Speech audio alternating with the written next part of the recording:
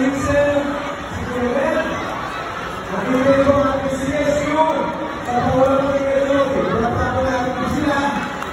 At sa lahat ng mga kawalan at barangay, para tumulong, para sa ating mga sumunod, ng goal ng ating mahal ng Presidente, BBM.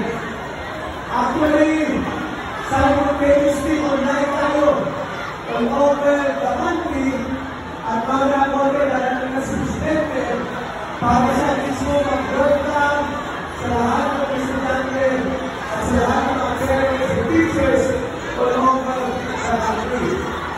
At sulat rin para sa ating mga magulang, ang pinapagandang regalo ng pinipinay ng ating gobyerno ay makapagtapos ng edukasyon ang lahat ng mga kabataan. Pinapagandang po yan, ha?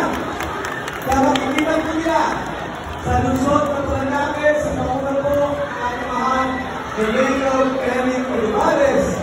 Establish na ang lahat ng ating eskwelahan sa labing-anim na barangay. Meron tayong nakikita 140 daycare all over the city ng Paranaque Elementary School. Meron tayong 45 campuses ng elementary at high school sa lahat ng labing-anim na barangay. 28 para sa elementary, 17 para sa high school, na junior at senior, na hindi na nalayo mga bata. Nandun na mismo sa inyong barangay ang lahat ng ating paaralan. At maganda po rito, mga magulang,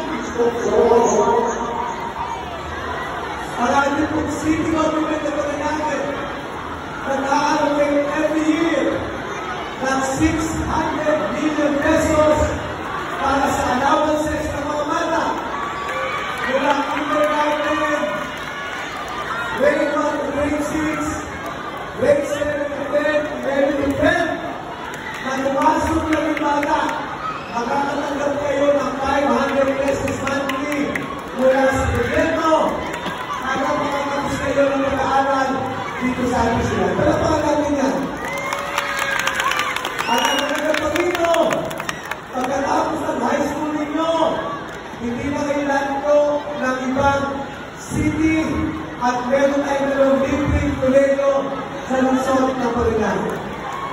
Ito yung ating Paranaque City College at yung ating PUP para pagbilang tayo na lahat ng daming opsyon pagdating sa koleyo sa dito sa sila. Kayo mga bata, kayo mga future professional, kayo mga susunod na leader, mayor, vice mayor, konsyal, at congressman.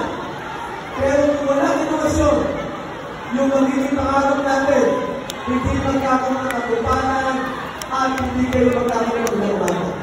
Ang pakiusap ni Kuya Edwin, ang pakiusap ni Kuya Eric, ang pakiusap ni Kuya Pablo, ang pakiusap ng team Batang Paranaque, pagkatapos pagkatapos kayo ng pag-aaral at ang aming silang ng Paranaque will always invest, allocate budget para sa pag-aaral ng mga bata.